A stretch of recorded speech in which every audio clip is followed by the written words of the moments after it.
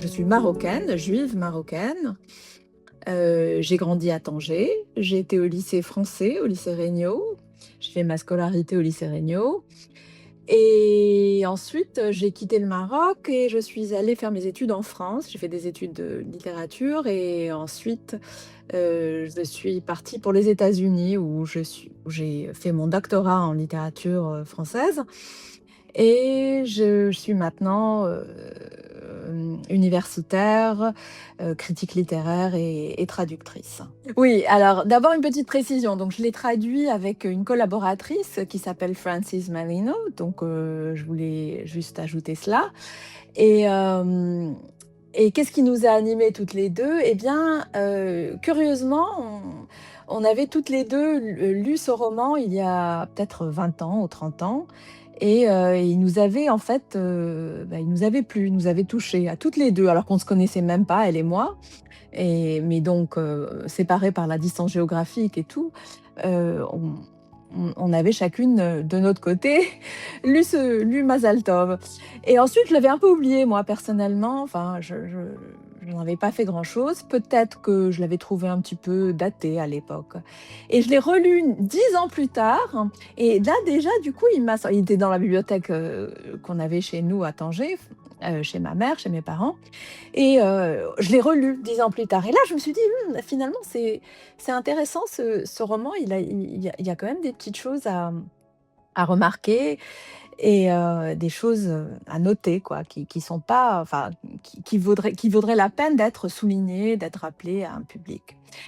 Mais à nouveau, bof, j'en ai rien fait, j'ai complètement oublié et ensuite, disons juste, pendant le covid, en fait le covid venait juste de commencer, je l'ai relu et bizarrement, j'ai reçu un appel, de Frances Manino, que je ne connaissais pas, on nous avait présenté et qui m'a demandé si cela m'intéresserait de traduire avec elle le roman qu'elle l'avait relu il y a pas longtemps et que ça l'avait beaucoup touchée et effectivement moi aussi, donc moi aussi il m'avait beaucoup plu à cette troisième lecture.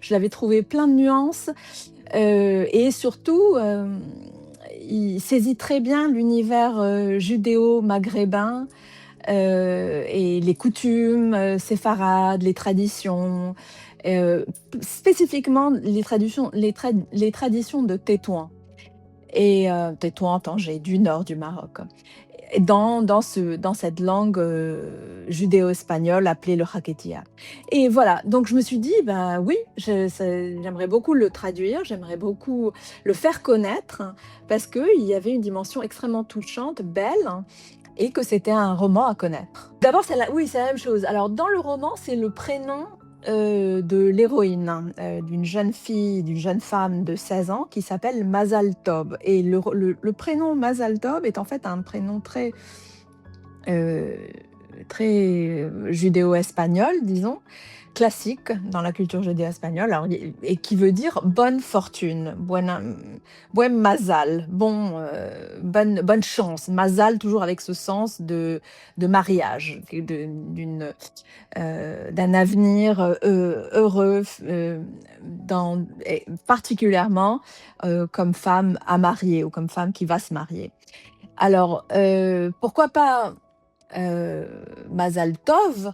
Eh bien, à nouveau, parce qu'en judéo-espagnol, on ne prononce pas on dit, B, on prononce la B forte, comme en espagnol un petit peu. Donc voilà, c'était ça ce qui explique c'est vraiment un prénom ici.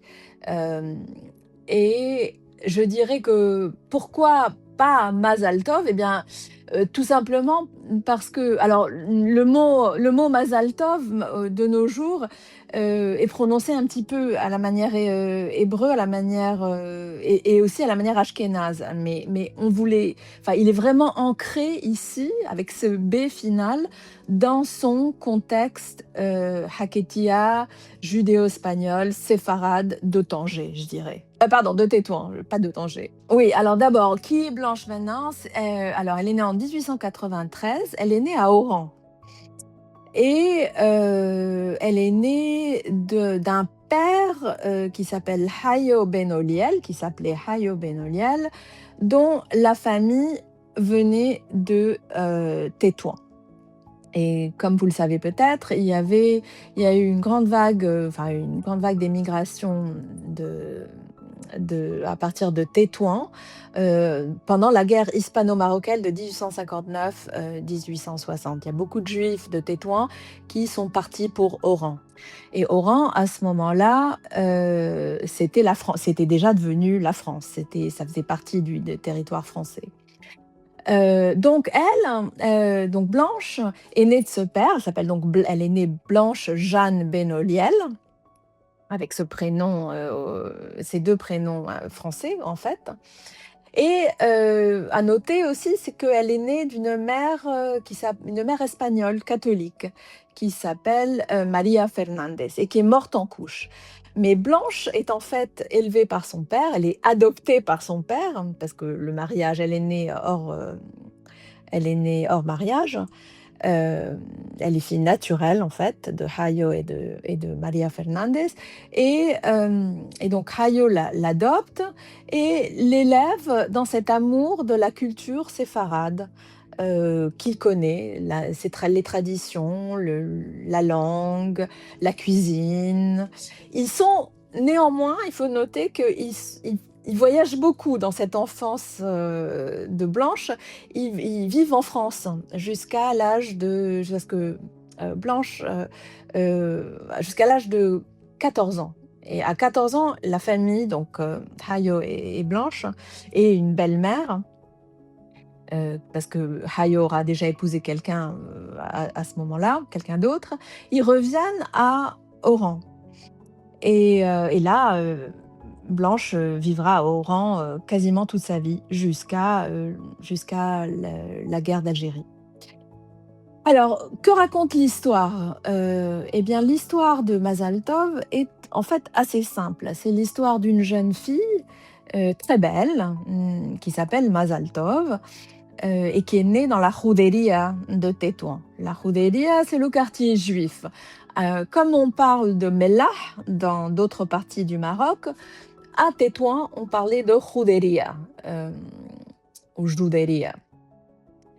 Et elle est née dans ce quartier, mais elle est exposée à la culture française, qui est introduite par l'Alliance israélite universelle à la fin du 19e siècle, à Tétouan en particulier. Alors, qu'est-ce que l'Alliance israélite universelle? C'est une organisation juive basée à Paris qui, à la fin du 19e siècle, établit un réseau d'écoles dans tout le bassin méditerranéen pour ce qu'on appelait l'émancipation, c'était un mot vraiment qui avait cours à l'époque, l'émancipation des populations juives du bassin méditerranéen et du Moyen-Orient. Donc en fait, il s'agissait d'éduquer, de donner une culture moderne, française, laïque, à toutes ces populations qui étaient considérées comme un petit peu arriérées. En fait, il n'y avait pas d'école moderne dans tout le Maghreb. Au Maroc, c'était des écoles talmudiques, et, et les filles, évidemment, n'allaient pas à l'école. Il n'y avait pas d'école pour filles. Donc, cette introduction de l'école de l'Alliance à Tétouan, et en fait, c'est la première école, c'est vraiment à Tétouan, c'est en 1862. Ça a été un moment de grande transformation pour cette population au Maroc, population juive. Et le roman raconte un petit peu cette tension entre à la fois la tradition dans laquelle est élevé Mazal Tov, cette tradition juive, tétouanaise, extrêmement forte, extrêmement prégnante, avec une culture un petit peu à la fois extrêmement chaleureuse et un peu comme un cocon, mais un petit peu étouffante aussi. Donc d'un côté, cette culture-là, et d'un autre côté, la culture moderne, ce qui est considéré comme la culture moderne, qu'introduit l'Alliance. Voilà, donc c'est cette tension entre, en gros, tradition et modernité, qui est le fond de toile de ce roman. Et un peu le drame qui se tisse dans ce roman. En particulier parce que, alors là, évidemment, j'ai donné un peu le fond de toile, mais vraiment la trame, c'est la suivante. La trame, c'est que Mazal Tov est censé épouser un homme de sa communauté, qui s'appelle José Khalfon. Et il est tétouané, juif tétouané comme elle. Il est parti faire fortune en Argentine, comme grand nombre de juifs euh, du Maroc, qui à la fin du 19e siècle quittent le Maroc pour, pour l'Amérique du Sud, par exemple, pour faire fortune, et reviennent très souvent pour prendre femme dans leur propre communauté. Et donc effectivement, ce procès revient, tombe, je ne sais pas si amoureux, mais en fait, bon, la trouve très belle, hein, cette Mazal Tov, très attirante, veut l'épouser. La famille de Mazal Tov Macias, c'est ça son nom de famille, la famille est en fait ravie qu'un homme riche veuille épouser cette Mazal Tov dont la famille avait en fait perdu pas mal de leur fortune. Et voilà. Et donc, Mazal Tov doit épouser, en fait, obligé un petit peu par sa famille, doit épouser ce José. Alors évidemment, il y a un petit problème, c'est qu'elle est amoureuse de quelqu'un d'autre. Et ce quelqu'un d'autre s'appelle Jean, et il est moitié juif, et plutôt libre penseur. Et donc tout le roman raconte cette histoire, cette tension entre le désir d'épouser de se marier hors de sa communauté et l'obligation presque qu'a Mazal Tov de rester dans sa communauté en épousant José. Oui, bien sûr, et c'est une très bonne question. Bon, alors il y a évidemment plusieurs défis. Alors d'abord, je voudrais quand même préciser que le roman, en 1931, reçoit un prix de l'Académie française. Donc, quand vous me posiez la question de pourquoi est-ce qu'il avait été traduit, ben, il nous semblait qu'il y avait quand même une valeur littéraire très, très importante là. Et effectivement, il est ancré dans un contexte colonial. Bon, si on pense 1930-1931, c'est un peu l'apogée de la colonisation française.